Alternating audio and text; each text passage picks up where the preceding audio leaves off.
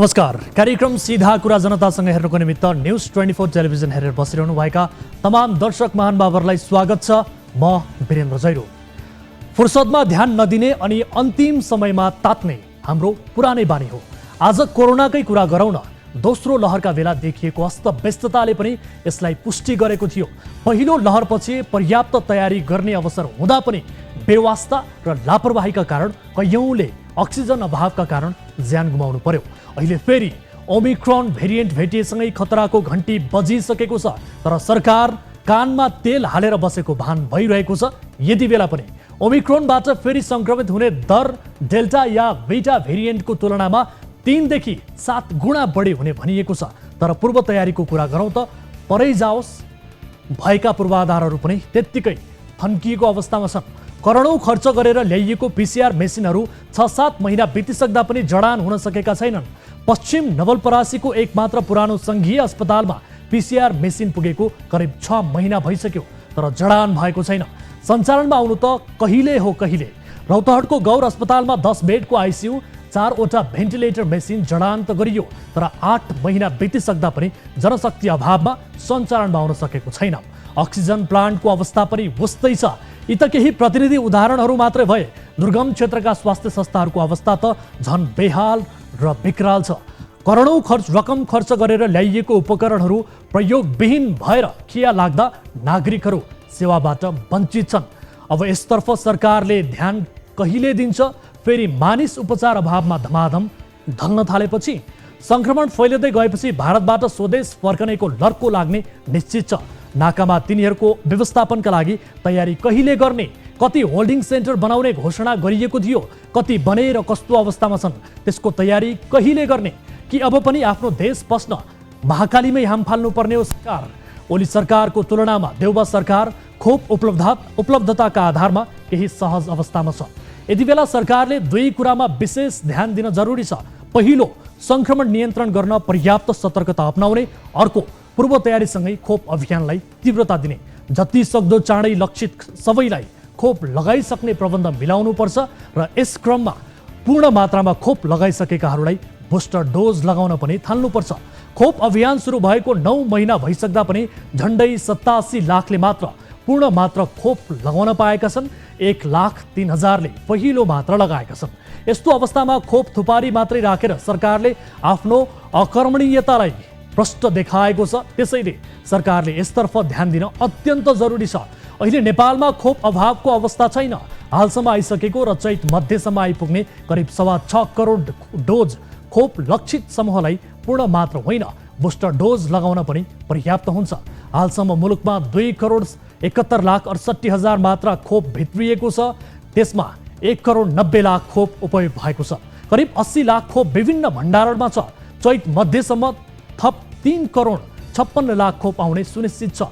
यसैले अहिले खोपको उपलब्धतामा खासै समस्या छैन। अबको चुनौती भनेको चाँडोभन्दा चाँडो लक्षित व्यक्तिहरूलाई खोप लगाउनु हो। यसका निम्ति सरकारले खोप लगाउने कार्यको व्यवस्थापकीय कौशल बढाउनुपर्छ। यति काम फत्ते गर्नु देउबा सरकारका लागि चुनौती होइन, अवसर साबित हुनेछ। होइन भने जुन सरकारको नि एउटै ताल, सत्ताधारी मालामाल, जनताको जहिले बेहाल भने जस्तै होला। फेरि आउनुहोस् सुरु गरौँ जनताको चासो, गुनासो र प्रश्न सहितको विशेष कार्यक्रम सीधा कुरा जनतासँग।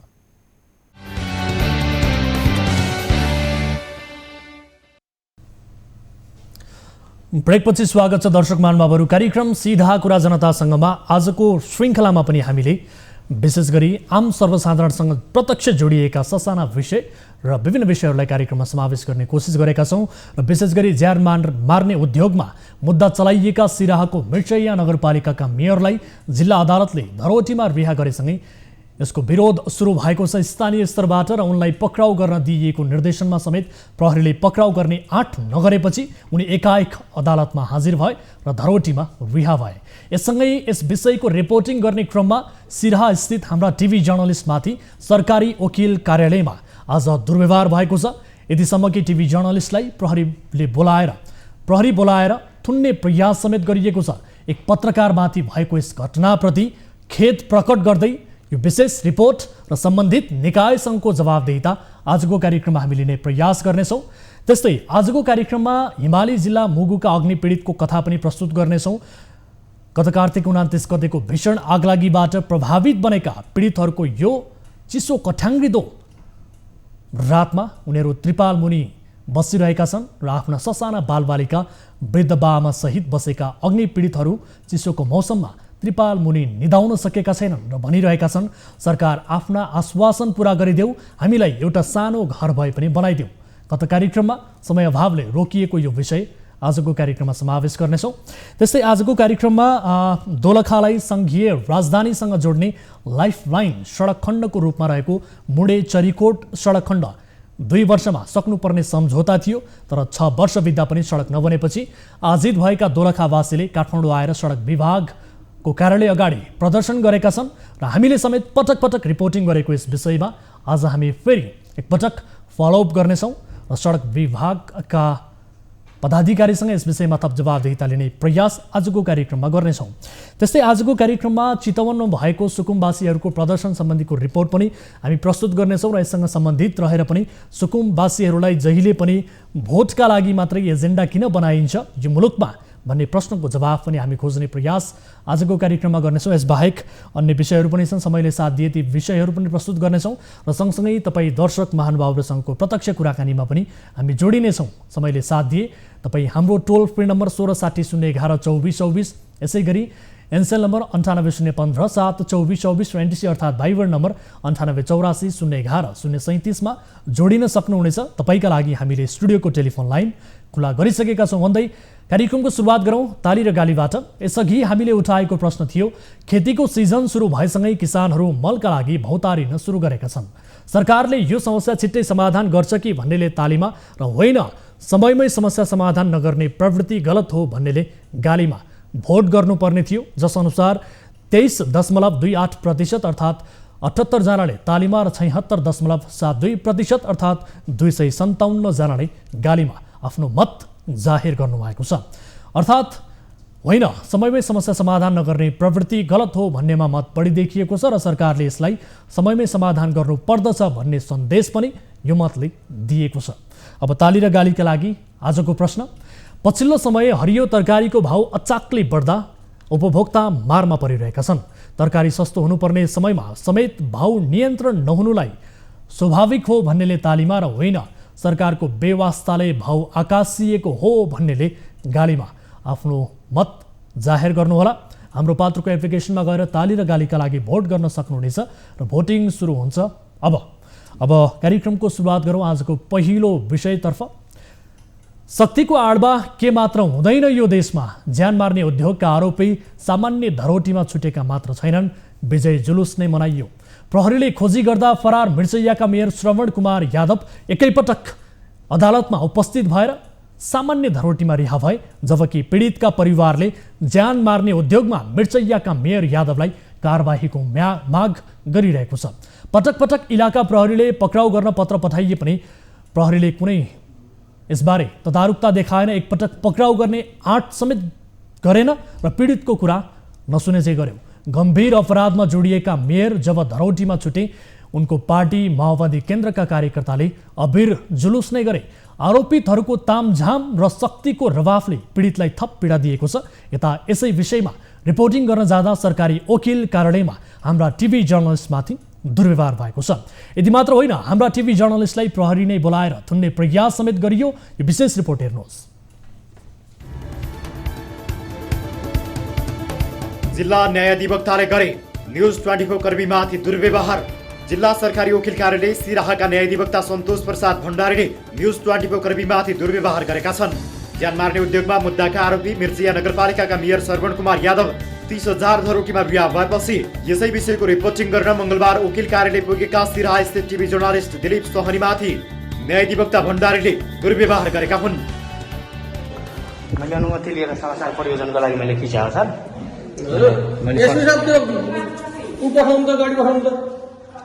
तपाईँको प्रस्तुतिमा तपाईँको उसमा चित्त बुझेन। तपाईँ पत्रकार हो भन्दैमा ऊ हो भन्दैमा मर्यादा नबोल्नुहोस्। मैले के अमानिएको के तपाईँलाई सम्मानमा केही मैले अचुक गरे हो? सरलाई मैले सम्मान गर्न केही छुट्याएको छ? होइन जिल्ला प्रहरीको एसपी साहबले गाडी बनाउनु भयो नि ल सुनाइदिनुहोस् न त तपाईँले अलिकति लिमिटेसन बिच्नु होइन भयो कसरी मैले अनलिमिटेड भयो भन्नुहोस् न सर मलाई ल मलाई भनिदिनुहोस् न मेरो गल्ती के त मैले तपाईँलाई यो घटनाको विषयमा बुझ्न मात्र आए मेरो गल्ती भएछ जति घटना विषयमा दिनुको हामी दिइसकेको छौँ मलाई सुनाउनुहुन्छ रेकर्ड गर्ने के रेकर्ड गर्दै हुन्छ मेरो रेकर्ड गर्छ मैले अनुमति दिएँ भने तपाईँको नेम प्लेट लिन नपाउने ठिक छ लिन नपाउने सर मेरो गल्ती के हो भनिदिनुहोस् न अमान्य व्यवहार मलाई गर्नु भएको छ गल्ती अमान्य होइन यस्तो अमान्य विभाग जिल्ला प्रहरीबाट गाडी आउँदैछ नि मलाई सुनाम पठाइदिनु होला तपाईँले हुन्छ पूर्वाग्रही रूपमा तपाईँ बोलिरहनु भएको छ क्या सर जवाब दिनुपर्छ यसको तपाईँले जवाब दिनु यार छोड्नु केही छैन लाइभमा जोड्छु हजुरलाई म हुन्छ केही छैन जवाब दिनुपर्छ यो विषयको अमान्य व्यवहारको पनि म जवाब लिनेछु यति मात्र होइन, सूचना दिन आनाकानी गर्ने जिल्ला न्यायाधिवक्ता भण्डारीले उल्टै अनुमति लिएर भिडियो कैद गर्दा पनि टिभी जर्नलिस्ट सहनीलाई थुन्नका लागि प्रहरी नै बोलाए। उनले बोलाएको केही बेरमा प्रहरी पनि कार्यालयमा टिभी जर्नलिस्ट सहनीलाई थुन्न तैनात भयो। यो हेर्नुहोस्। एसपी साहब त्यो ऊ पठाउनु त गाडी पठाउनु त एसपी साहब त्यो ऊ पठाउनु त गाडी पठाउनु त सरलाई मैले सम्मान गर्न थिएँ छुट्या हो सर होइन जिल्ला प्रहरीको एसपी साहबले गाडी बनाउनु भयो नि ल सुनाइदिनुहोस् न त ज्यान मार्ने उद्योगमा मुद्दा चलाइएका मेयर यादवलाई सोमबार जिल्ला अदालत सिरहाले धरौटीमा रिहा गर्न निर्देशन दिएको थियो। बाजे नेपाल सरकार प्रतिवादी कमल कुमार यादव भएको मुद्दामा मिति 78/8/20 माननीय जिल्ला न्यायाधीश ध्रुव कुमार उप्रेतीजीको इजलासबाट मिति 78/8/20 30,000 रुपियाँ बराबरको नगद वासको बराबरको यथा जमानत माग भएको आदेश भएको छ। तर उनलाई पक्राउ गर्न पुर्जी समेत दिइएको भए पनि प्रहरीले पक्राउ समेत नगरी रिहा गरिएपछि सर्वत्र आलोचना भइरहेको छ। त्यसमाथि सरोकारवालाले यसरी सूचना दिन समेत आनाकानी गर्नु र उल्टै पत्रकारमाथि दुर्व्यवहार गर्नुले थप संशय पैदा भएको छ। के थियो घटना? कोरोना संक्रमणको बेला मिर्सिया नगरपालिका 2 मा 2 स्थानीय युवाहरूले राहत वितरण गरेका थिए। मेयर यादवका समर्थकले नगरपालिकाले राहत वितरणमा एकद्वार प्रणाली बनाउने निर्णय गर्दा पनि किन राहत वितरण आफू खुसी गरेको भन्दै रोक्न खोजेका थिए। त्यही विषयमा 2076 चैत 11 गते दुई पक्षबीच झडप भयो र झडपमा मिर्सिएका आमोद भनिने विजय कुमार यादव र सोहन यादव घाइते भएका थिए। आमोद भन्ने विजय कुमार यादवको त हात भाँची सक्त घाइते बनाइएको थियो। त्यसपछि घाइते सोहनका बुबा राजगिर यादवले ज्यान मार्ने उद्देश्यका साथ आक्रमण गरेको भन्दै प्रहरीमा मेयर यादव शिवशंकर काप्री लगायत विरुद्ध जाहेरी दर्ता गराउन पुगे। तर प्रहरीले उनको जाहेरी नै लिएन। पछि उनी सरकारी वकिल कार्यालय पुगे, त्यहाँ पनि उनको मुद्दा दर्ता भएन। त्यसपछि उच्च अदालत राजविराजबाट प्रमादेश जारी गराएर प्रहरीमा मुद्दा दर्ता गराएका थिए। आरोपित काप्री सहित प्रहरीले सरकारी वकिल कार्यालय सिराहामा मुद्दाको मिसेल बुझायो। सरकारी वकिलको कार्यालयले मेयर यादवमाथि मुद्दा नचलाउने आंशिक निर्णय गरेपछि पीडितहरू उच्च सरकारी वकिल कार्यालय राजविराज पुगे। मेयरलाई पक्राउ गर्ने 8 सम्म गरेन प्रहरीले। उच्च सरकारी वकिल कार्यालय राजविराजले सप्तरीबाट 2078 मङ्सिर 3 मा प्रतिवादी यादव उप थप अनुसन्धान गरी मुद्दा चलाउनु पर्ने निर्णय गरेको छ। सो निर्णय बमोजिम यादवलाई हाजिर हुन र हाजिर नभए पक्राउ गरी बयानका लागि पेश गर्न सरकारी वकिल कार्यालयले मिर्सिया प्रहरीलाई पत्राचार गरेको थियो। यो पत्र हेर्नुहोस्।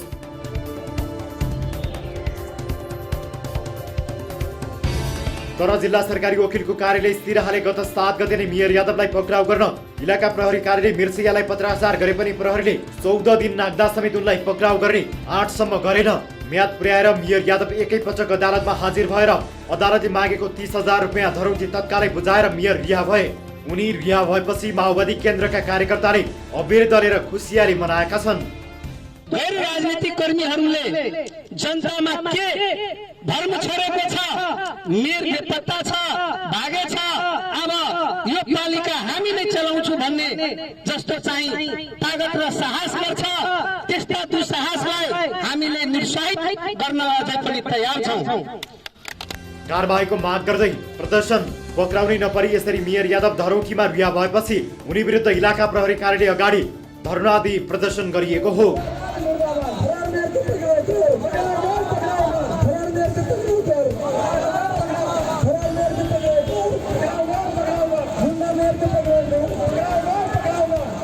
किन लत्याइयो कानुनलाई? सार्वजनिक पद धारण गरेका व्यक्ति फौजदारी अभियोगमा दोषी देखिएपछि निजलाई पदमुक्त गरी अनुसन्धान प्रक्रिया पूरा गरी न्यायालयसम्म पुर्याउनु पर्ने व्यवस्था छ।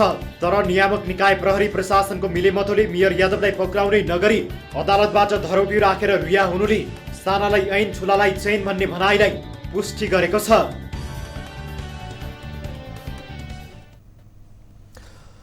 दर्शकहरू, यसै विषयमा थप कुराकानी गर्नका लागि हामीले जिल्ला सरकारी वकिल कार्यालयका जिल्ला न्यायाधिवक्ता सन्तोष प्रसाद भण्डारीलाई जोड्ने प्रयास गरेका थियौँ। उहाँसँग हाम्रो टिमको कुराकानी पनि भएको थियो, तर उहाँले यस विषयमा आफू नबोल्ने बताउनुभयो। हामीले हाम्रा टिभी जर्नलिस्टमाथि दुर्व्यवहार गरेको विषय आइरहँदा के भएको थियो त भन्नेबारे जानकारी दिन आफ्ना कुरा लाइभ कार्यक्रममा राख्न हुनका लागि उहाँलाई अनुरोध पनि गरेका थियौँ, तर उहाँले आफू कुनै पनि हालतमा नबोल्ने बताउँदै हाम्रो फोन नै काटिदिनु भयो। तर यति बेला भने हामीले यसै विषयमा थप कुराकानी गर्नका लागि जोडेका छौँ सरकारी वकिल कार्यालयका प्रवक्ता अनिल रेग्मीज्यूलाई। प्रवक्ताज्यू, यहाँलाई स्वागत छ कार्यक्रम सीधा कुरा जनतासँगमा।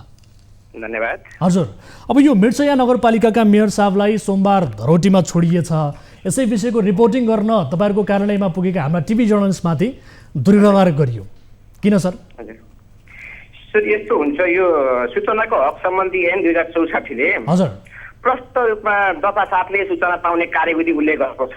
त्यो कार्यविधि अनुसार सूचना माग्न जानुपर्नेमा उहाँले गेटैदेखि क्यामेरा तेर्स्याउँदै अफिसभित्र प्रवेश गरेर कार्यालय प्रमुखलाई क्यामेरा तेर्स्याउँदाखेरि कार्यालय प्रमुखले तपाईँको यो सूचना अधिकारीसँग जानुहोस् भनेर। होइन, गलत सर। तपाईँको सर एकपटक सुन्नु न, तपाईँको कार्यालय प्रमुख त्यहाँ कार्यकक्षभित्र हुनुहुन्थेन सर, तर उहाँले अनुमति लिएर तपाईँको कार्यालयमा पत्रकारले सूचना लिन नपाउने हो सर, तपाईँहरूसँग कुनै किसिमको प्रतिक्रिया लिन नपाउने हो तपाईँको कार्यालयमा सर। मैले पछिबाट तपाईँ म सूचना अधिकारी हिसाबले उहाँलाई टेबलमा राखेर सूचना दिएको छु, जति माग्नु भएको छ त्यो तपाईँले दिनुभयो, पछि दिनुभयो सर, पछि दिनुभयो। तर म यो दुर्व्यवहार किन गरियो भन्ने प्रश्नमा जाँदैछु सर। सुन्नुहोस्, यो घटना पछाडिको हो। जब मैले सूचना दिएँ, पहिले प्रवेश गरेर उतामा आउनु सर म सूचना दिन्छु भनेर मैले सूचना दिएँ। सूचना दिइसकेपछि बाहिर गएर उहाँले चाहिँ हाम्रो प्रहरी बयानको लागि आएको प्रहरीमाथि देखाएको पऱ्यो, जुन चाहिँ पिक्चर खिचेको छ हाम्रो इन्सपेक्टर साहबको, त्यो इन्सपेक्टर साहब भनेको बयानको लागि आउनुभएको थियो। एसपी साहबलाई फोन गरेर गाडी पठाइदिनुहोस्, यो पत्रकारलाई थुन्नु पर्यो भनेको अडियो हामीले प्रसारण गरेका छौँ। प्रवक्ताज्यू एकपटक सुन्नु होला। पत्रकारले चाहिँ अनुमति लिँदा पनि दृश्य कैद गर्न नदिने, त्यसमाथि सर्वत्र जनताले जान्न चाहिरहेको यस्तो गम्भीर मुद्दाबारे जानकारी नै नदिने, सरकारी वकिल कार्यालयमा यस्तो तपाईँहरूको दादागिरी चल्छ सर? जनताले चाहेको जवाब चाहेको विषयमा तपाईँले जानकारी दिनु पर्दैन? सर्वत्र यो चासोको विषय, यति संवेदनशील विषयमा एक पत्रकार तपाईँहरूको कार्यालयमा सूचना लिन पुग्दाखेरि तपाईँले यस किसिमको दुर्व्यवहार गर्ने, प्रहरी बोलाएर थुनिदिन्छु भन्ने यस किसिमको दादागिरी चल्छ तपाईँहरूको सर?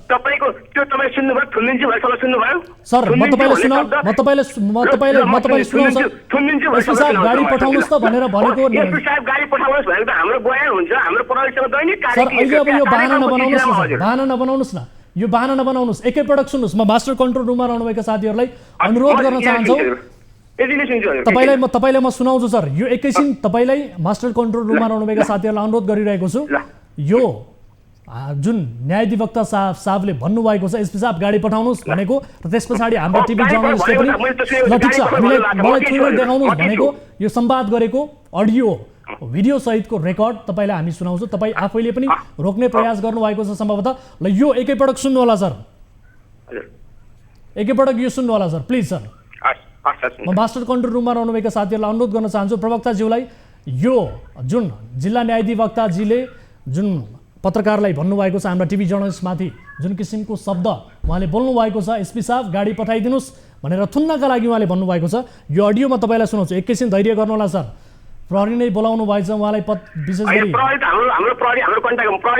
ठिक छ, एकैछिन सुन्नु सर, एकैछिन सर। प्रवक्ताज्यू एकैछिन धैर्य गर्नु होला, एकैछिन धैर्य गर्नुहोस् प्रवक्ताज्यू, यो अडियो सुन्नुहोस्।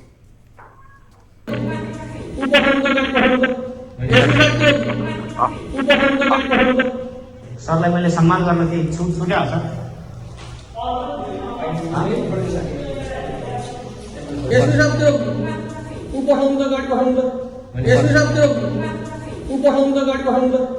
सरलाई मैले सम्मान गर्न थिएँ, छुट्या सर।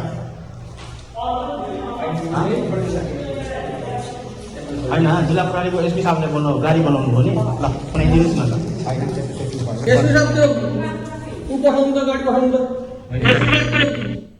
प्रवक्ताजी सुन्नु भ्याउनुभयो?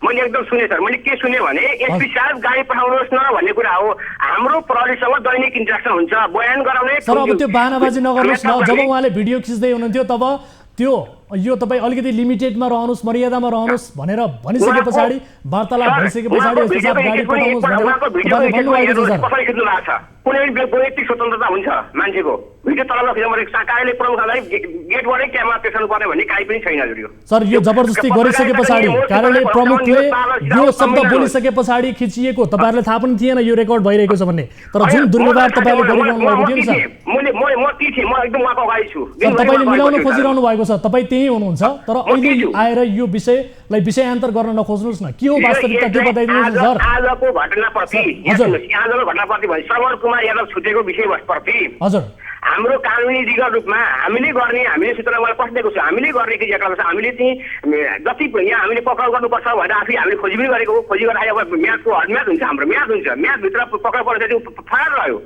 अभियोग दायर गरेको, अभियोग दायर गरिसकेपछि ऊ हाजिर कोर्टको प्रोसेस हो।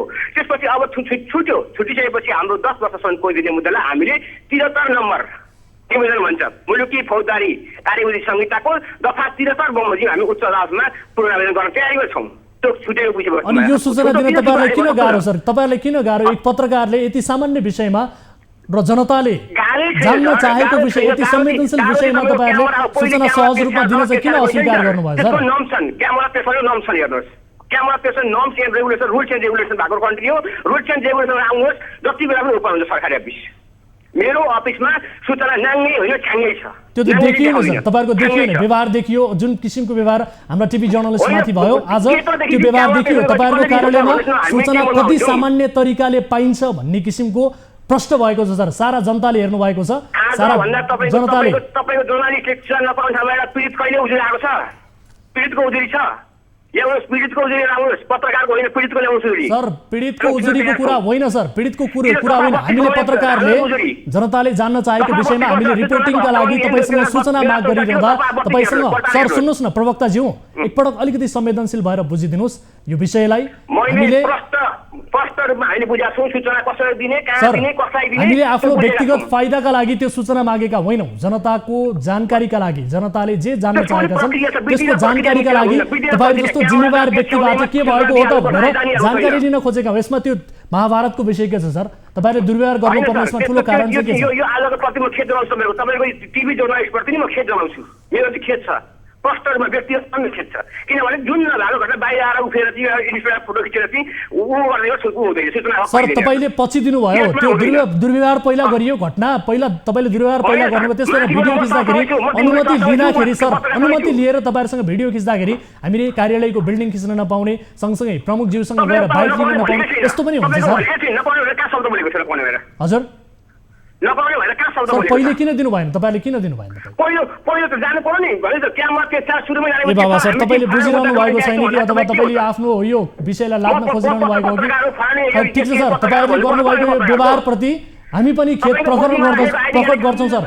प्रवक्ताज्यू एकपटक सुनिदिनुस् न, मेरो कुरा सुनिदिनुस्। तपाई यति धेरै आवेशमा आएर बोल्नुपर्ने केही छैन, के भएको वास्तविकता हामी बुझ्ने प्रयास गरिरहेका छौं। तपाईले जुन हिसाबले हाम्रा टिभी जर्नलिस्ट प्रति खेद प्रकट गर्नुभयो त्यसैगरी तपाईहरुको व्यवहार प्रति हामी पनि खेद प्रकट गर्दछौं सर। तर अब मुद्दामा जाउँ, सर, अब मुद्दामा जाउँ। तपाई एक जिम्मेवार निकायको व्यक्ति हुनुहुन्छ, यसरी कर्तव्य ज्यानको आरोपी पहिला अनुसन्धानका लागि पक्राउ नगरिनु। सर सुन्नुहोस् न, प्रश्न सुनिदिनुस् न सर, प्रश्न सुनिदिनुस् न। तपाई नै बोल्नुहोस् सर, बोल्नुहोस्, मेरो प्रश्न नसुन्नुहोस्, बोल्नुहोस् सर। प्रश्न पनि आफै सोध्नुहोस्, जवाफ पनि आफै दिनुहोस् सर। यसरी कर्तव्य ज्यानको आरोपी जो पहिला अनुसन्धानका लागि पक्राउ नगरिनु सिधै अदालतमा धरोटीमा छुट्नुले अनुसन्धान प्रक्रिया प्रभावित हुन सक्ने सम्भावना कतिको रहन्छ सर? अनुसन्धान यो भनेको तपाईलाई प्रश्न भनिन्छु, यो भनेको पूरक अभियोग हो। एक सरकारी वकिल कार्यालयबाट मिति 2078 6 महिना 12 गते हजुर 7 जना तत्काल प्राप्त प्रमाणबाट सुन्नुहोस् ध्यानले एकदम तत्काल प्राप्त प्रमाणबाट यी प्रतिवादी उप मुद्दन गर्ने गरिएको थियो। हजुर हेर्नुहोस्, यी प्रतिवादी समूह देखिन, मैले निर्णय गर्ने अधिकारी देखिन। त्यसपछि त्यसको निकाय माथिल्लो निकाय पठाउनु पर्ने हुन्छ। हामीले यो अधिकारको के प्रत्यायन गरेको अधिकार हो, महाधिवक्ताको अधिकार प्रयोग गरेर हामीले त्यो अधिकार उच्च सरकारले पठाइयो। पठाइसकेपछि उच्च सरकारले मुद्दा चलाउनु पर्ने देखियो। 18 वर्षको लागि यहाँ पठाइयो। यहाँ पठाइसकेपछि हामीले के भन्छ पूरक अनुसन्धान गर्नको लागि इलाका प्रहरी कार्यालय मिर्चिया पठायौँ। हजुर। मिर्चिया पठाइसकेपछि मिर्चियाले आवश्यक अनुसन्धान गरौँ, त्यसमा हुनुपर्ने अनुसन्धान गरियो। गरिसक्दाखेरि अब प्रतिवादी पक्राउ पर्नु नपर्नु, प्रतिवादी फरार भयो, फरार हुने कुरा भनेको के भने कानुन अनुसार हुने कुरा मुद्दाको विषयवस्तु कुनै प्रभाव पर्दैन। हजुर। मुद्दाको विषयवस्तुमा मुद्दामा फरार हुन सक्छ, सबै प्रहरीले पक्राउ गर्न सक्छ भन्ने छैन, किनभने छिमेकी यहाँ भारत नजिकै छ, कता फरार हुन सक्छ, मान्छे सम्पर्क लिन सक्छ। हेर्नुहोस्, हजुर, किनभने प्रहरीले जमिन मैले लुकेको छ भने भेट्छ भनेको छैन, किनभने 12 वर्षमा प्रचण्ड नभेटेको छ, हाम्रो पनि छ, इस्यु पनि छन्। हेर्नुहोस्, अब त्यस्तो सबैजना भेट्छ भन्ने छैन। त्यो अनुसार हामीले अभियोगपत्र अदालत दायर गर्यौँ, अनुसन्धान गरेर पूर्ण रूपमा अनुसन्धान कम्प्लिट गरिसकेपछि अदालतमा मुद्दा दायर गर्यौँ, ज्यान मार्ने उद्योग मुद्दा दायर गर्यौँ। उहाँलाई आरोप पत्रमा हामीले मुलुकी अपराध संहिता 2074 को दफा 183 को दफा 1 बमोजिम कक्षमा 2 बमोजिमको सजाय माग्दा पनि लियौँ। त्यो लिँदाखेरि 10 वर्षमा कैद र 1 लाख सञ्चय गर्ने व्यवस्था छ। हजुर। अब ठिक छ, अदालती प्रक्रियाबाट धरोटीमा रिहा भयो। त्यसमा हाम्रो प्रक्रिया बाँकी छ। हामीले के भने त्यसमा चाहिँ अब 3 वर्षभन्दा बढी कोही हामीले चित्त नबुझेको हुँदाखेरि हामी उच्च न्यायालय अवस्था निवेदन हुन्छ। हामी त्यसमा मुलुकी फौजदारी कार्यविधि संहिताको दफा 73 बमोजिम उच्च अदालतमा निवेदन लाने हामी तयारी गरिरहेका छौँ। हामीले चित्त बुझाएर हामीले समर्थन गरी सपोर्ट गर्यौँ भन्ने तपाईँको त्यो भ्रमात्मक समाचार भन्दा पनि यथार्थ रियालिटी के हो त मुद्दाको विषयवस्तु भन्ने कुरामा हामीले 73 नम्बर गर्ने ड्राफ्ट तयार गरिरहेका छौँ। त्यो अवस्था रहँदै अब छुटो प्रक्रियागत रूपमा छुटेर अदालतको जिम्मा हो, हामीले अनुसन्धान गरेर पूर्ण रूपमा गरेको छौँ। यसमा कुनै पनि असर पारेको ठिक छ, त्यो अनुसन्धानको पाटो रहला, त्यस पछाडि तपाईँले जवाब दिने कुरा एउटा रहला। तर तपाईँ एज एउटा कानुनको जानकार व्यक्ति भएका हिसाबले म यो प्रश्न तपाईँलाई गर्छु, सार्वजनिक पद धारण गरेका व्यक्ति फौजदारी अभियोगमा दोषी देखिएपछि उनलाई पदमुक्त गरी अनुसन्धान प्रक्रिया पुरा गर्नुपर्ने किसिमको प्रावधान पनि छ, न्यायालयसम्म पुर्याउनु पर्ने यो किसिमको परिस्थिति पनि छ। तर यो पर्टिकुलरली यो केसमा चाहिँ ती व्यक्तिलाई न पक्राउ गरियो न त कुनै पदमुक्त भए, यो चाहिँ के हो त सर? यसो हुन्छ? मैले तपाईँलाई प्रश्न भइसकेँ। पक्राउ गर्ने कुरामा सबै मुद्दामा पक्राउ हुन्छ भने छैन। अदालतले दफा 57 बमोजिम हामीले पक्राउ नपरेको व्यक्तिलाई पक्राउ गर्ने भएर अदालतसँग अनुमति मागेका हुन्छौँ। 57 बमोजिम मागेका हुन्छौँ। त्यसपछि बाँकी रहेको के छ भनेदेखि निलम्बन हुने नहुने भन्ने कुरा तपाईँले आज एउटा चलम तपाईँलाई टिपाइन्छु। चलम मिर्चिया प्रहरी कार्यालयबाट, इलाका प्रहरी कार्यालय मिर्चियाबाट कार्यवाहीमा लेखिसकेको छ। हेर्नुहोस्, अब त्यो निलम्बन गर्ने नगर्ने भनेर नगरपालिका कार्यवाही स्थानीय शासन संस्था 2064 वा नेपालको संविधानले व्यवस्था गरेको के व्यवस्था छ त्यहाँ हेर्नुपर्ने, त्यसले के गर्नुपर्ने हुन्छ। हामीले चाहिँ निलम्बन गर्ने भन्ने विषयवस्तु आउन्न, किनभने कानुनले गर्ने निलम्बन हो। संविधान र स्थानीय शासन संस्थाले 2014 अनुसारले गर्ने व्यवस्था हो। अब त्यसमा व्यवस्था भएदेखि निलम्बन हुने हो, नत्र भने सबै कक्षमा हामीले चाहिँ हाम्रो उसमा चाहिँ यो फौजदारी सामान्य जेनरल ल अन्तर्गत चाहिँ सबै मुद्दामा चाहिँ निलम्बन हुनैपर्छ भन्ने छैन। अनुसन्धानको क्रममा हामीले पठाएको छौँ पत्र भइसकेपछि त्यो अवधिभरिमा उहाँ फरार रहनु भएको छ, त्यसमा स्वाभाविक रूपमा निवारण हुन्छ। हस्, म समय र जानकारीका लागि यहाँलाई धन्यवाद दिन चाहन्छु र यो विषयलाई हामी फलोअप गर्नेछौँ। यस पछाडि पनि फेरि पनि यहाँहरूसँग जवाफ लिनुपर्ने छ यस पर्टिकुलरली यही केसमा र अन्य केसमा पनि सहज रूपमा जवाब दिनु होला सर। नागरिकले चाहेको प्रश्नको जवाब हामीले तपाईँहरूबाट लिने हो। यसरी आवेशमा आएर दुर्व्यवहार गरेर कुनै पनि यस किसिमको हरकत चाहिँ नदेखाइदिनु होला आगामी दिनमा। समय र जानकारीको लागि धन्यवाद sir. Thank you so much for your time sir. धेरै धेरै धन्यवाद यहाँलाई। दर्शक महानुभावहरू, उहाँसँग हामीले कुराकानी गऱ्यौँ। यसरी हाम्रा टिभी जर्नलिस्टमाथि सहज रूपमा जनताका प्रश्नको जवाफ लिन जाँदाखेरि सरकारी वकिल कार्यालय सिराहामा आज दुर्व्यवहार भएको छ र एसपी साहब गाडी पठाइदिनुहोस् भनेर प्रहरी बोलाएर थुन्नेसम्मको प्रयास हाम्रा टिभी जर्नलिस्टमाथि भएको छ, जसको खेद प्रकट यति बेला हामी गर्न चाहन्छौँ, खेद प्रकट गर्दछौँ, घोर भर्त्सना गर्छौँ। एक पत्रकारमाथि, जनताको प्रश्नको जवाबदेहिता लिन गएका पत्रकारमाथि यस किसिमको यो व्यवहार गरिनु अत्यन्त खेदपूर्ण हो। यो विषयलाई हामी फलोअप गर्नेछौँ। यो घटनालाई अनुसन्धानका क्रममा फेरि पनि रहेको छ भनेर भनिएको छ, यसको जवाफ हामी फेरि पनि लिनेछौँ भन्दै अब अर्को विषयतर्फ यहाँहरूको ध्यानाकर्षण गराउन चाहन्छु।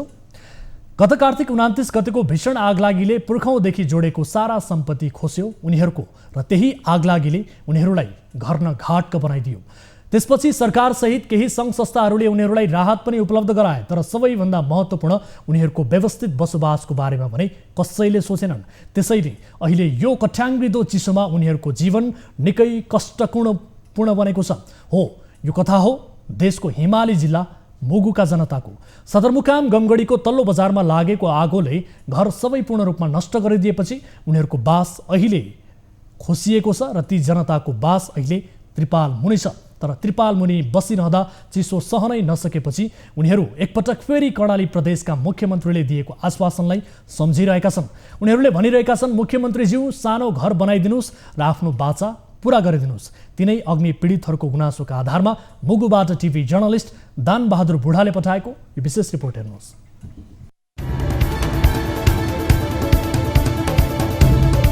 2 दिनको लागि जिन्दगी अब गुजार गर्नै पर्यो। के प्रदेश सरकारले अरू सरकार सबैले केही घरको केही अब यस्तो केही हामीले सक नगरेसम्म त हामी त अब घर लगाउनु पनि सक्ने नै। म त चाहिँ एकल महिला हो। अब छोरा पनि यस्तै छ, सानो छ, 8-9 वर्षको छोरा छ। अब छोरी चाहिँ छोरीको भर त हुँदैन। जेठो छोरा पनि अहिले 15 वर्षकी छ। उनी जुबा साग्नु लामा कार्तिक 29 गते राति मुगुको सदरमुकाम गमगढीको तल्लो बजारमा लागेको आगोबाट उनको घर पूर्ण रूपमा क्षति भएको थियो। त्यसयता उनीसहित उनको परिवार त्रिपाल मुनि दिनरात कटाउन बाध्य छन्।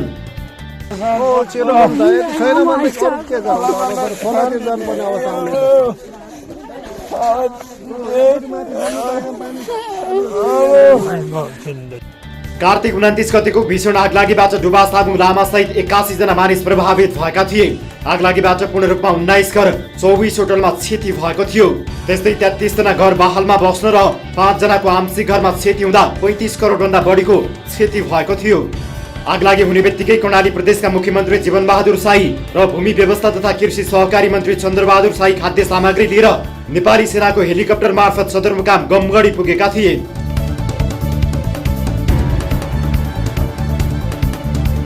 सम्पूर्ण अब सामानहरू ध्वस्त भएको छ। अब यस्तो यो सामानको लागि यो पीडाको लागि कसरी अब हामीले व्यवस्थापन गर्ने भनेर हामीले मुख्यमन्त्रीले आफ्नो बाचा पूरा गर्नु पर्यो। अग्निपीडित त्यसबेला अग्निपीडितलाई भेट्दै मुख्यमन्त्री शाहीले अग्निपीडितहरूलाई घर बनाइदिने आश्वासन दिएर फर्किए। तर यो चिसो मौसममा अझै पनि अग्निपीडितहरू त्रिपाल मुनि बस्न बाध्य छन्। अर्थात् उनीहरूले अझै पनि आफूहरूको उचित बसोबासका लागि व्यवस्था नभएको गुनासो गरेका छन्। मुख्यमन्त्रीले बाचा गरे अनुसार सानो एकतरे घरको व्यवस्था गरिदिनु पर्ने उनीहरूको माग छ। आगलागीबाट पीडितहरूको पुर्खादेखि कमाएको सबै सम्पत्ति समेत नष्ट भइसकेको छ। यसबीचमा विभिन्न सङ्घ संस्था र सरकारी निकायबाट समेत राहत पाए पनि केही दिनसम्मको लागि पुग्ने र फेरि उही नियति दोहोरिने गरेको पीडितहरू बताउँछन्। अहिले चाहिँ सबभन्दा रात कटाउन हामीलाई रातभरि निन्द्रा लाग्दैन। पालमा चिसो छ। अब पुस माघको चाहिँ जाडो चाहिँ हजुरहरूलाई पनि थाहै छ। अब प्रदेश सरकारले हामीलाई चाहिँ एउटा बासको एउटा घर निर्माण गर्न भनेर चाहिँ अब यहाँ स्थानीय सरकार छ, प्रदेश सरकार छ, केन्द्र सरकार छ, 3 तहको सरकारले हामीलाई एउटा चाहिँ बासको निर्माण गर्न पाए हुन्थ्यो भन्ने आशा छ। राहत राख्ने समेत ठाउँ भएर पीडितहरू विभिन्न सङ्घ संस्थाले दिएका राहत समेत राख्नका लागि ठाउँ नभएको पीडितहरूको गुनासो छ। घर बनाउनका लागि सरकारले पहल नगर्दा खिन्न भएका उनीहरू भन्न थालेका छन्। प्रदेश सरकारबाट दिएको एउटा तिरपाल पनि अब हामी फिर्ता गरिदिन्छौँ र सबै परिवार भारततर्फ जान्छौँ। अब यति दिन भइसक्यो, पाल मात्रै दिएर जानुभयो, केही पनि खबर आउँदैन। हामी त अझ उहाँकै पर्खाइमा उहाँले केही अब गर्ला भनेर आशैमा बसेछौँ। त्यस्तो पनि भएन भने अब के गर्ने, यो पालले मात्रै हेरेर बसेर भएन। त्यही भएर यो पाल पनि फिर्ता दिएर अनि इन्डियातिर जानु पर्ला। अब के गर्ने, अरू यहाँ त बस्ने अवस्था छैन। चिसो सहन नसकेपछि रातभर जागराम। मुगु आफैमा हिमाली जिल्ला, अहिले जिल्लामा निकै चिसो छ। बढिरहेको चिसोका कारण रातभर सुत्नै नसक्ने अवस्था भएपछि रातभर जागराम बस्नु परेको पीडितहरू बताउँछन्। तर हामीले बासको लागि त पाएनौँ। घाँसको लागि त सबैले हामीले हेर्नुभयो, अलिअलि सबै ठाउँबाट नगद भयो, खान खर्च यताउता भयो। बासको लागि भने हेर्नुहोस्, यो पाल दिनुभयो, मुख्यमन्त्री सरहरू आउनुभयो र बोल्नुभयो, तिमीहरूलाई हामी कपडा दिन्छौँ, पाल दिन्छौँ त भन्नुभयो। तर पालमा हेर्नुहोस् तपाईँहरू, हाम्रो समस्या दिउँसो कट्छ, घाम लाग्छ र पो एकछिन अलिकति मन बुलाउन सकिन्छ। राति हेर्नुहोस्, बुढो मान्छे छ, बच्चा छ, अनि बिहानभरि त्यो शीत लागेर पानी झर्दै रात कटाउनै गाह्रो हुन्छ। यता आगलागीबाट प्रभावित भएका पीडितहरूको क्षतिको विवरण सरकारवाला निकायसम्म पुगाइसकेको र प्रदेश सरकारबाट कार्यविधि परिमार्जन गरेपछि मात्र आवासका लागि सहज हुने जिल्ला दैविक प्रकोप उद्धार समितिले बताउँदै आएको छ। तर यो जाडोको मौसममा त्रिपाल मुनि बस्नु पर्दा मुगुका अग्निपीडितको जनजीवन निकै कष्टपूर्ण बनेको छ। दर्शकहरू यसै विषयमा थप कुराकानी गर्नका लागि हामीसँग जोडिनु भएको छ कर्णाली प्रदेशका मुख्यमन्त्री जीवन बहादुर शाही हाम्रो सम्पर्कमा हुनुहुन्छ। मुख्यमन्त्रीज्यू, यहाँलाई स्वागत छ कार्यक्रम सीधा कुरा जनतासँगमा। हेलो मुख्यमन्त्रीज्यू, यहाँलाई स्वागत छ कार्यक्रममा। धन्यवाद। हजुर, अब मोगुका अग्निपीडितहरू जो छन् यो कठ्याङ्ग्रिदो चिसोमा त्रिपाल मुनि छौँ भन्छन्, उनीहरूको स्थायी व्यवस्थापन चाहिँ किन हुन सकेन मुख्यमन्त्रीज्यू अहिलेसम्म? यहीँबाट सुरु गरौँ न। अब यस्तो छ, हजुर, मोगुको बजारका घरहरू चलेका हुन्। हजुर, बजारका 21वटा घरहरू चल्दाखेरि त्यहाँ विभिन्न क्याटेगोरीका घरहरू छन्। हामीले राहत दिने, सरकारले एउटा राहत दिने प्याकेज हो, त्यो राहत दिनको लागि अनि हामीले त्यहाँको डेटाहरू लिनु पर्यो। पहिला हामीले यहाँबाट लगेर पालसाल राख्ने कुरो त राखिसकेका थियौँ। कसको कति क्षति भएको छ, त्यहाँ 3 किसिमको क्याटेगोरी छ। एउटा घर जलेको छ, एउटा ती बजारका घरहरू भएको हुनाले त्यहाँ व्यवसायीहरूको चाहिँ सम्पत्ति जलेको छ, त्यसपछि त्यो घर बहालमा बस्नेहरूको अर्को सम्पत्ति जलेको छ। त्यो भएको हुनाले यी सबै क्याटेगोरी छुट्याउँदै जाँदा र हामीलाई अलिकति टाइम लाग्यो, किनभने माथिबाट रिपोर्ट चाहिँ टाइममा आइपुगेन। त्यो भएको हुनाले हामीले दिन सक्ने भनेको एउटा राहत हो। त्यो राहतको लागि अहिले आएर अब भोलि क्याबिनेटले पास गरेर हामी पठाउँदैछौँ। हजुर, अब यो चिसो मौसममा बालबच्चा वृद्ध सहितको परिवार रातभर निदाउन सक्दैनन्। तपाईँ हामीले तातो भएर घरको छानोमा बसिरहेका छौँ।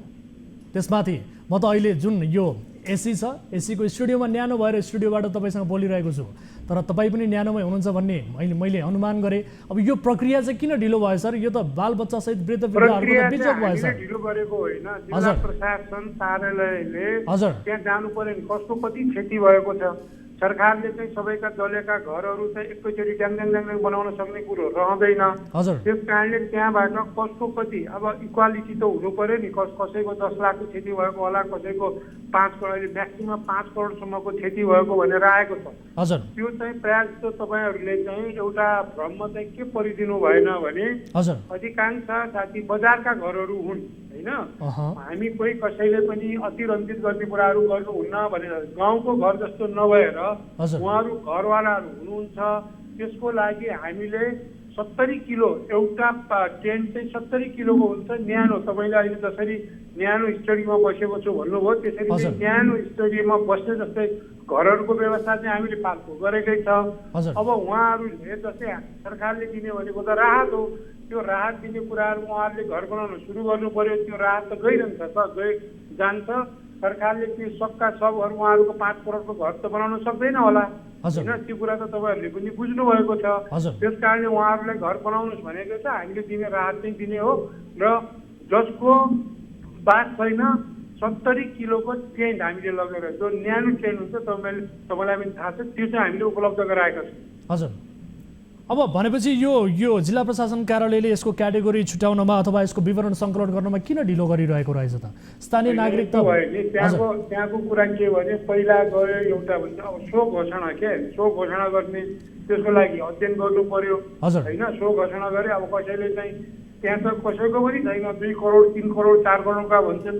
वास्तविकता के हो भनेर चाहिँ 3 चोटिसम्म उहाँहरूले चाहिँ छानबिन गर्नुभयो। फेरि गयो, कहिले कम भयो भन्ने, कसैले बढी भयो भन्ने, त्यो भएको हुनाले हो। त्यो आएर अब भोलि बिहान हामीले त्यो क्याटेगोराइज गरेको उहाँहरूले पठाइसकेको छ।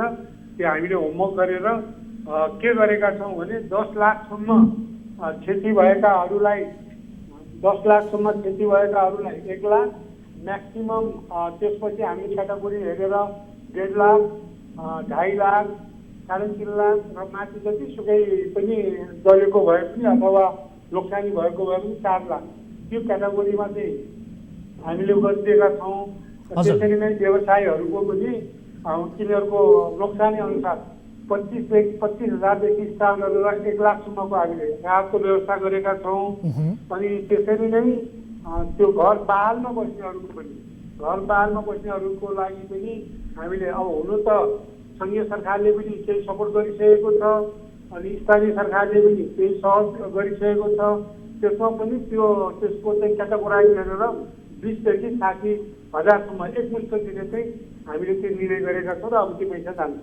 हजुर, अब त्यसो भए यो भनिदिनुहोस्, अब यो मुगुका ती अग्निपीडितहरूले जो अहिले धेरै गुहार गरिरहेका छन्। कठ्याङ्ग्रिदो चिसोमा रात दिन कटाइरहेका छन्। उनीहरूले अझ अब यो दिन रात चिसोको कति कटाउनु पर्ने हो, कति समय लाग्छ, तपाईँहरूले यसको समस्या समाधान गर्नका लागि अथवा उहाँहरूको स्थायी बसोबासका लागि र सँगसँगै सर एकपटक सुनिदिनुहोस् न, सरकारले बनाउनु भन्ने छ कि सरकारले राहत दिने हो कि तपाईँले मलाई भनिदिनु पर्यो। राहतका लागि तपाईँले कहिलेसम्म गरिदिनुहुन्छ? तपाईँ आफै पनि पुग्नुभयो, यो आगलागी हुने बित्तिकै तपाईँहरू राहत लगेर मुख्यमन्त्रीज्यू गमगढी पुग्नुभयो, तपाईँ आफै पुग्नुभयो, दोस्रो दिनै पुग्नुभयो, तपाईँ गमगढी पुग्नुभयो होइन, राहत लगेर जाडोमा बस्नु नपरोस् भनेर हजुर ती घर जलेका साथीहरूलाई त पाल पुर्यायौँ। पाल पुर्याइसकेपछि त्यो चाहिँ तिरपाल होइन नि, त्यो त तिरपाल होइन, त्यो त पाल हो होइन, घर जस्तो पाल हो। भनेपछि त्यसले धान्छ त त्यही धान्ने बाबु किन गुनासो गर्नुपर्ने थियो? खानेपानीको व्यवस्था गर्ने हजुर ती कुरा पनि तपाईँहरूले ती कुरा पनि भन्नु पर्यो नि त सर। हामीले भनेका छौँ, उहाँले आफै भन्नुभएको छ, त्यो दृश्य पनि देखाएका छौँ। तर उहाँहरूले के भन्नुहुन्छ भने मुख्यमन्त्रीजी आउनुभयो, उहाँले हाम्रो स्थायी बसोबासका लागि पनि पहल गर्ने बताउनु भएको थियो, तर उहाँ कहीँ कतै आफ्नो आश्वासन बिर्सनु भयो कि भन्ने किसिमको उहाँले एकपटक फेरि गुनासो खालका मान्छे उहाँले गुनासो गर्नुभएको छ। के भनेको थियो, तपाईँहरूको घरको लागि हामीले दिने सरकारले दिने, जस्तै भूकम्प पीडितहरूलाई हो, केन्द्रीय सरकारले भूकम्प पीडितमा 3 लाखभन्दा बढी दिन सकेको छैन। अहिले त हामीले 1 लाखदेखि लगेर 4 लाखसम्म दिँदैछौँ, किनभने तपाईँहरू पिछाइ पुग्नु भएको होला, देख्नु भएको होला। घरको क्याटेगोराइज त गर्नु पर्यो नि, सबै एकै क्याटेगोरीमा त छैन, बजारका घरहरू हुन्। त्यो कुरा हामीले बुझ्नुपर्छ र त्यो हिसाबले हाम्रो जाने कुरा हो। हस् ठिक छ, धन्यवाद सर समय र जानकारीका लागि। तपाईँहरूको यो प्रक्रिया छिटो होस् र ती नागरिकहरूको स्थायी बसोबासका लागि पहल छिटो होस्, किनभने कठ्याङ्ग्रिदो चिसोमा बाल बच्चासहित वृद्ध बा आमाहरू यति बेला त्यो परिवार, अग्नि पीडित परिवार चिसो कठ्याङ्ग्रिदो यो मौसममा रातमा निदाउन सकिरहेका छैनौँ भनेर गुनासो गरिरहेका छन्। ती गुनासोहरू हामीले रिपोर्ट मार्फत दर्शकहरूलाई देखाएका पनि छौँ। ती पीडितहरूको स्थायी बसोबासको लागि र घर बनाउनका लागि सरकारले पहल गरोस्, छिटोभन्दा छिटो यो प्रक्रिया जहाँ रोकिएको, जे कारणले रोकिएको त्यसलाई समाधान गर्नतर्फ तदारुकता देखाओस् भन्दै कार्यक्रममा अन्य विविध विषयहरू बाँकी नै छन्। पालो भएको छ एउटा छोटो ब्रेकको। यहाँहरू हेरिरहनु भएको छ कार्यक्रम सीधा कुरा जनतासँग मात्र न्युज 24 टेलिभिजनमा।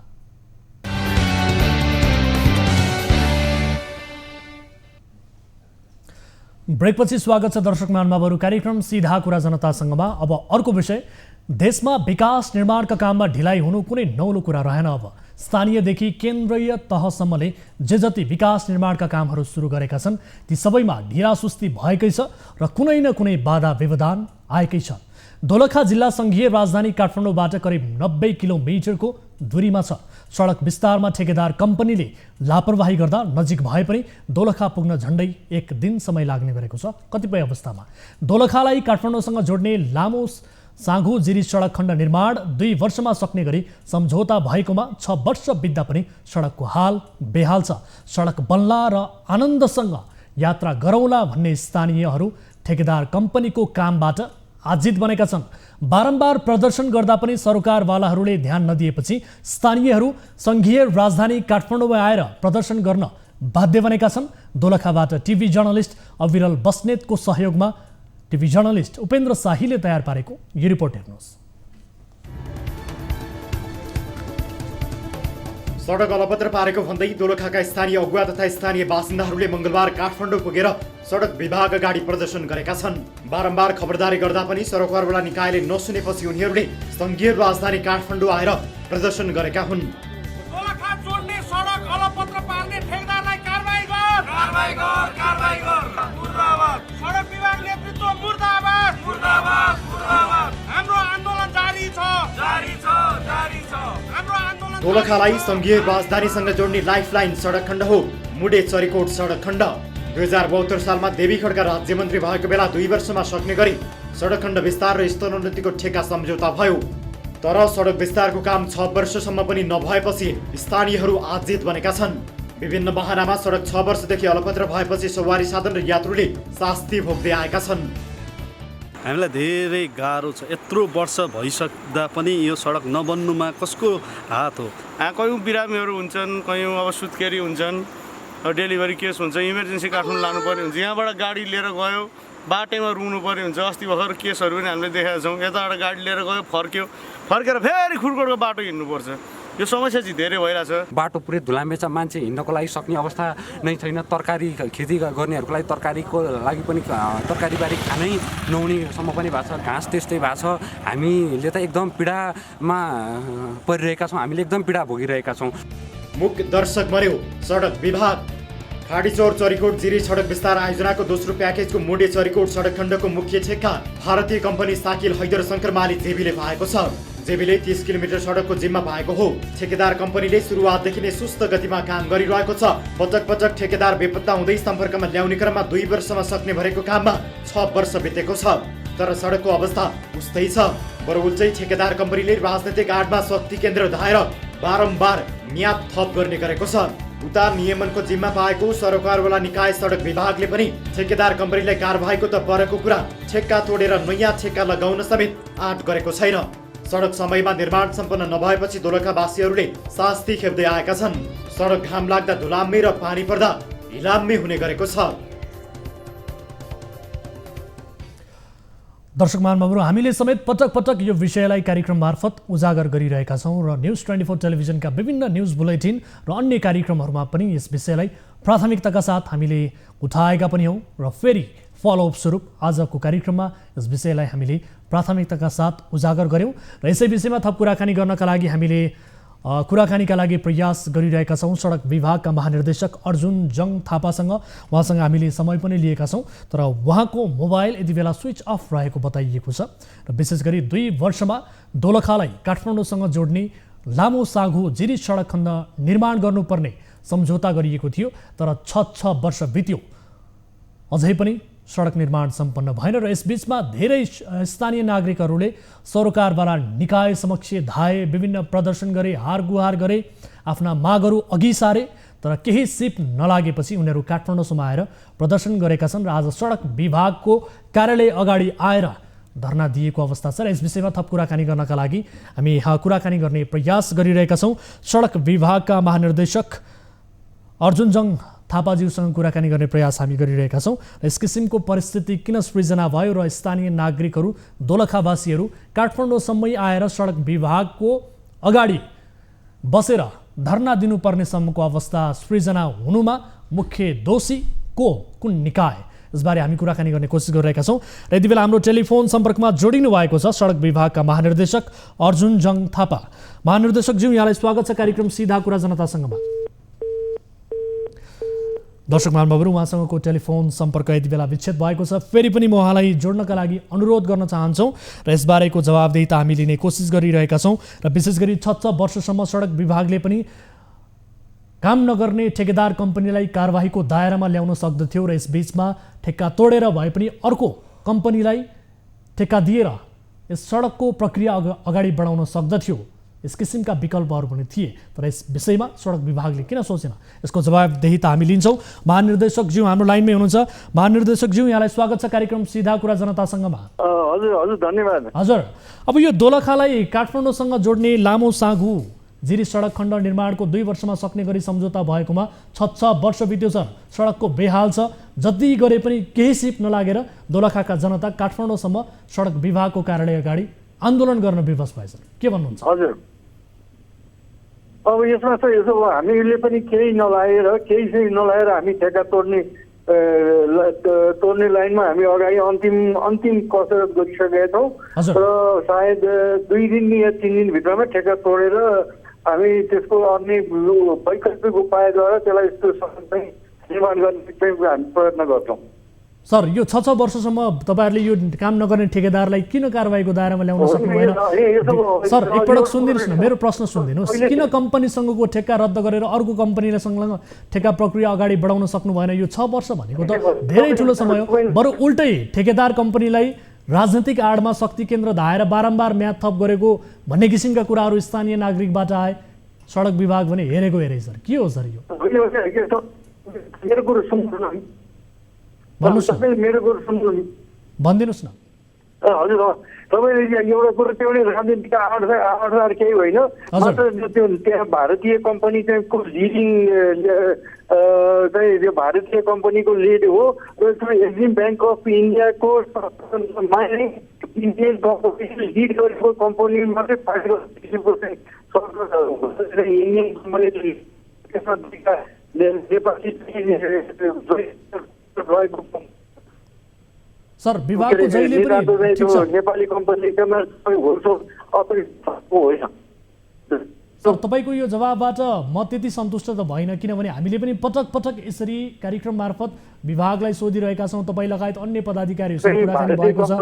सर हामीलाई त अब यसबारेमा प्रश्न गरिरहँदा 6 वर्ष बितिरहँदा यस विषयमा तपाईँहरूले आफ्नो एक्सन नलिरहँदा कहीँ कतै तपाईँहरूलाई पनि दबाब छ कि, अथवा पैसाले कतिपय अवस्थामा ठेकेदारहरूले मुख पनि टालिदिन्छन् भन्ने किसिमका कुराहरू पनि सुनिन्छ, यस्तै हो कि भन्ने किसिमको शङ्का पनि जनताले गरे र हामी पनि गर्न विवश भयौँ। सर के हो सर वास्तविकता? हेलो सुन्दै हुनुहुन्छ इन्जिनियर साहब? हेलो हेलो सुन्दै हुनुहुन्छ यहाँले? ए म यसो चाहिँ म अलि डडेलधुरा मा छु। हजुर अलिकति चाहिँ म अलिकति रिमोट एरियामा छु, त्यसले गर्दाखेरि अलिकति राम्रो आइरहेको छैन सिग्नल। हजुर त्यसो भए अब यो बताइदिनुहोस्, यसको समाधान कहिलेसम्म निकाल्नुहुन्छ अथवा कहिलेसम्म ठेक्का रद्द गरेर? समाधान हुँदैन यो चाहिँ ठेक्का हामीले यसै कारणले नतोडेका हौँ। ठेक्का त्यति सजिलो समाधान छैन। ठेक्का चाहिँ हामीले तोड्न अब हामी बाध्य भयौँ, ठेक्का तोड्छौँ, तर त्यति हामीले चाहिँ यो ठेक्का तोडेर इमिडिएट यहाँ चाहिँ चुड्केको घरमा चाहिँ सामानहरू निक्लिनेवाला यो के हाम्रो चाहिँ यो अब चाहिँ उसले कानुनी उपचार खोज्दा हामीलाई चाहिँ रिसोर्सेसको समस्या छ हामीलाई। अब अहिले चाहिँ एक्जिम ब्याङ्क अफ इन्डियाबाट चाहिँ रिसोर्सेस ग्यारेन्टी अथवा फन्डिङ ग्यारेन्टी थियो। अब चाहिँ नेपाल सरकारको आफ्नो फन्डिङ गर्नलाई अर्थ मन्त्रालयसित हामीले वार्ता गर्नुपर्छ। अर्थ मन्त्रालयले हामीलाई चाहिँ फन्डिङ ग्यारेन्टी गर्यो भने हामीले इमिडिएट त्यसको बाँकी काम सम्पन्न गर्ने सुनिश्चित हुन्छ। अब अर्थ मन्त्रालयले अब के गर्छ अब त्यसमा डिपेन्डेन्ट हुन्छ। भनेपछि अब कहिलेदेखि यो प्रक्रिया सुरु गर्नुहुन्छ विभागको तर्फबाट? प्रक्रिया त यो पर्सीबाट ठेक्का तोडियो। पर्सीबाट तोडियो? त्यो पर्सीबाट ठेक्का तोड्छौँ। अब के कामै नहुने भएपछि चाहिँ जनताको गाली खाएर मात्र हामी बस्ने अवस्था रहेन। त्यो पुनर्निर्माणको सुनिश्चितता चाहिँ हुनको लागि चाहिँ अलिकति पर्खिनै पर्छ। ठिक छ सर, 6 वर्षसम्म विभागले पनि गाली खायो, सरहरूले गाली खानुभयो, दोलखावासीले यो 6 वर्षसम्म धुलो मात्रै खाए। सर यो अवस्थाको अन्त्य होस्। समय र जानकारीका लागि यहाँलाई धन्यवाद सर। ए हस् धन्यवाद। हस् दर्शक महानुभावहरू, 6 वर्ष बित्यो, 2 वर्षमा सक्नुपर्ने काम सकिएन। पटक पटक म्याद थप गरियो, विभागले पनि यस उप आफ्नो कडा कदम चाल्न सकेको स्थिति देखिएन दर्शक महानुभावहरू, र जसका कारण विभागले पनि यस बीचमा वर्षौँसम्म गाली खाइरहनु पर्ने स्थिति, र अर्कोतर्फ भने दोलखावासीले वर्षौँसम्म सडक नबनेर आजित हुने र धुलो खाइरहनु पर्ने स्थिति। यो अवस्थाको चाँडै अन्त्य होस्, हामी यही चाहन्छौँ। र हामीलाई जानकारी प्राप्त भएअनुसार ठेक्का रद्द भइसकेको छ र अब कानुनी प्रक्रिया अनुसार अर्को कम्पनी मार्फत यसलाई अगाडि बढाउने जमर्कोमा विभाग रहेको बारे जानकारी प्राप्त भएको छ। अब अर्को विषयतर्फ यहाँको ध्यानाकर्षण गराउन चाहन्छु। देशका मूलधारमा रहेका सबैजसो दललाई चुनाव लागेको छ। संसदको ठुलो दल नेकपा एमाले काङ्ग्रेस र माओवादी केन्द्र मात्र होइन, राष्ट्रिय दलको मान्यता नपाएको विवेकशील साझा पार्टी पनि भोट माग्न थालिसकेको छ। उनीहरूले भोट माग्न अनेक खालका अस्त्र प्रयोग गर्दै आएका छन्। त्यस्तै हरेक खाले चुनावमा सबैजसो राजनीतिक दलका घोषणा पत्रमा उल्लेख हुने नारा हो सुकुम्बासी समस्या। तर सबैजसो दलले सत्तारोहण गर्दा पनि उनीहरूको समस्या समाधान हुन सकेको छैन। आम निर्वाचन नजिकिन थालेसँगै चितवनका सुकुम्बासीहरूले आज नारा घन्काएरै भने, ठुलो स्वरमै भने, नो लाल पूर्जा नो भोट। यति मात्र होइन, उनीहरूले आफ्ना समस्या समाधान नभए शीर्ष नेताको घर घेर्ने चेतावनी समेत दिए। चितवनबाट टिभी जर्नलिस्ट विकास पौडेलको सहयोगमा उपेन्द्र शाहीले तयार पारेको यो विशेष रिपोर्ट हेर्नुहोस्।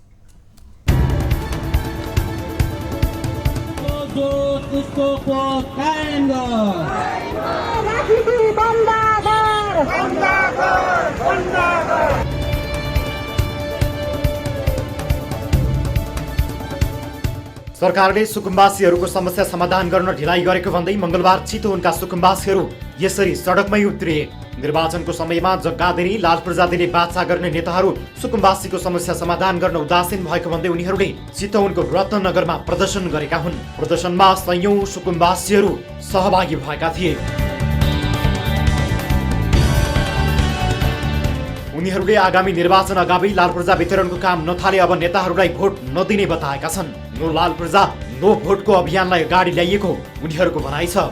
हामीले बसोबासका आधारमा लाल पूर्जा दिनुपर्छ भनेर मागिरहेका छौँ र अब हामी आउने निर्वाचनमा पहिला लाल पूर्जा भन्यो भने पार्टीलाई भोट नहाल्ने भन्ने एउटा निष्कर्ष निकालेर अहिले हामी राष्ट्रव्यापी आन्दोलन छौँ। हामीले झापा सक्यौँ, हिजो नुवाकोट सक्यौँ र आज यहाँ छ, भोलि नवलपरासी छ र एकदम प्रकारले देशभरि हाम्रो कार्यक्रम राष्ट्रिय रूपमा अगाडि बढिरहेको छ र अन्तिम पटक हामी काठमाडौँमा सिंहदरबार अगाडि नै हाम्रो विशाल जनप्रतिनिधि कार्यक्रम छ र यो कार्यक्रमको मुख्य उद्देश्य भनेको नो लाल पूर्जा नो भोट नै हो र हामी चाहिँ अब लाल पूर्जा नपाएसम्म भोट नहाल्ने मनस्थितिमा पुगिसकेका छौँ।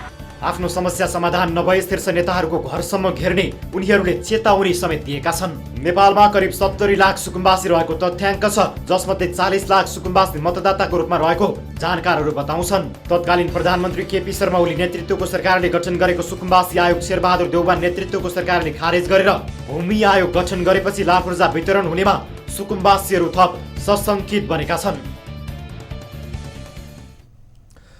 दर्शकहरू, यस विषयमा छोटो कुराकानी गर्नका लागि हामीसँग जोडिनु भएको छ भूमि समस्या समाधान आयोगका पूर्व अध्यक्ष देवी गेवाली हाम्रो सम्पर्कमा हुनुहुन्छ। गेवालीजी, यहाँलाई स्वागत छ कार्यक्रम सीधा कुरा जनतासँगमा। हजुर, धन्यवाद। हजुर, अब यो सुकुम्बासीहरूको समस्या किन समाधान हुन सकिरहेको छैन? वर्षौँदेखि यो समस्याको गाँठो किन फुकिरहेको छैन सर? छोटोमा बताइदिनुहोस् त। पहिलो, हामी कहाँ राजनीतिक अस्थिरता यसको प्रमुख कारण हो, नम्बर 1।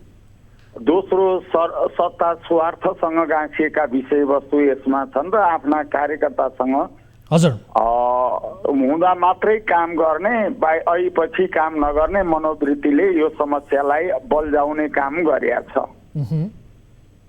अब यो आज चितवनमा जुन घटना भयो, सुकुम्बासीहरू सडकमै उत्रिए, उनीहरूले भने नो लाल पूर्जा नो भोट भन्दै उनीहरूले प्रदर्शन पनि गरे। पहिला समस्या समाधान गर्छु भन्दै भोट माग्ने, तर सुकुम्बासीका समस्या समाधानमा भने सधैँ उदासीन। यो प्रवृत्ति कहिलेसम्म? तपाईँकै पार्टीले समेत चुनावमा घोषणा पत्रमा चाहिँ यो कुरा उल्लेख गरेकै हो नि, होइन? होइन, हामीले त तपाईँलाई थाहा छँदैछ, त्यही अनुसार हामीले काम गरेका थियौँ। देशव्यापी रूपमा 747 पालिकाहरूमा हामीले सम्झौता गरेका थियौँ पालिकासँग। 515वटा पालिकाले त्यो कामलाई अगाडि बढाउने सूचना निकालेका थियो। 319वटा पालिकाले लगत तयार गरेका थियो। 9000 बिघा जग्गाको नापजाँच गर्ने काम अगाडि बढेका थियो र यसरी काम अगाडि बढिरहेकोमा स्थानीय पालिकाहरू संलग्न भएर कामलाई अगाडि बढाइरहेकै बेलामा अनायस देउवाजीहरूको नेतृत्वमा बनेको सरकारले यो कामहरूलाई अवरुद्ध गर्ने गरी आयोग विघटन गरेर सुकुम्बासीहरूमाथि लात हान्ने काम गर्यो। हजुर, भनेपछि अब यो सुकुम्बासीहरूको समस्या राजनीति गर्ने बजाइ खाने भाँडो मात्रै हो त, यति भन्न सक्छौँ हामी? होइन, गर्नु हुँदैन थियो। यो साँचो रूपमा वास्तविक सुकुम्बासीहरूको समस्या समाधान गर्ने गरी कामलाई अगाडि बढाउनु पर्थ्यो। सत्ता स्वार्थ र गुटगत मानसिकताका कारणले गर्दा वर्षौंदेखि भूमिहीन सुकुम्बासीको समस्या यथावत स्थितिमा रहेको छ, जो दुःखद कुरा हो। हस्, म समय र जानकारीका लागि धन्यवाद दिन चाहन्छु। अब समय अभावका कारण यो कुराकानीलाई मैले यही नै छुट्याएँ। तपाईँलाई धेरै धेरै धन्यवाद सर। हजुर, धन्यवाद। दर्शक महानुभावहरू, सुकुम्बासीका समस्याहरू जिउका त्यौँ छन्। राजनैतिक एजेन्डा बन्छ सुकुम्बासीहरूका पीडा समस्या समाधान गर्छौँ भनेर भनिन्छ, तर ती समस्याहरू अझै पनि जिउका त्यौँ छन् र बसोबासका आधारमा आफूहरूले लाल पूर्जा पाउनुपर्छ भनेर आज चितवनमा सुकुम्बासीहरूले प्रदर्शन गरेका छन्। यो अभियान देशभर चल्ने भन्ने किसिमको उहाँहरूले उद्घोष पनि गर्नुभएको छ र सँगसँगै नो लाल पूर्जा नो भोट भनेर उहाँहरूले चर्कै रूपमा नाराबाजी गरिरहनु भएको स्थिति छ। यसतर्फ सरकारवाला निकाय गम्भीर रूपमा आफ्नो ध्यान आकर्षण गराओस्, यही चाहन्छौँ भन्दै आजका लागि कार्यक्रमको निर्धारित समय पनि सकिएको छ। अन्य विषयहरू पनि थिए कार्यक्रममा र समय अभावले यी विषयहरू आगामी श्रृङ्खलामा प्रस्तुत गर्दै जानेछौँ। थप न्युजका लागि हाम्रो वेबसाइट www.news24nepal.com हेर्नुहोला। साथै हामीलाई फेसबुक, ट्विटर र युट्युबमा पनि फलो गर्न सक्नुहुनेछ र सँगसँगै कुनै समस्या पर्नु भएको छ भने हाम्रो टोल फ्री नम्बर 1660 011 2424, यसै गरी एनसेल नम्बर 98 015 7 2424 र एनटिसी अर्थात् भाइबर नम्बर 98 84 011 037 मा तपाईँले 24 घण्टा कल गर्न सक्नुहुनेछ, आफ्ना समस्याहरू राख्न सक्नुहुनेछ भन्दै आजका लागि कार्यक्रम सीधा कुरा जनतासँगबाट म वीरेन्द्र जैरो बिदा हुन्छु। नमस्कार।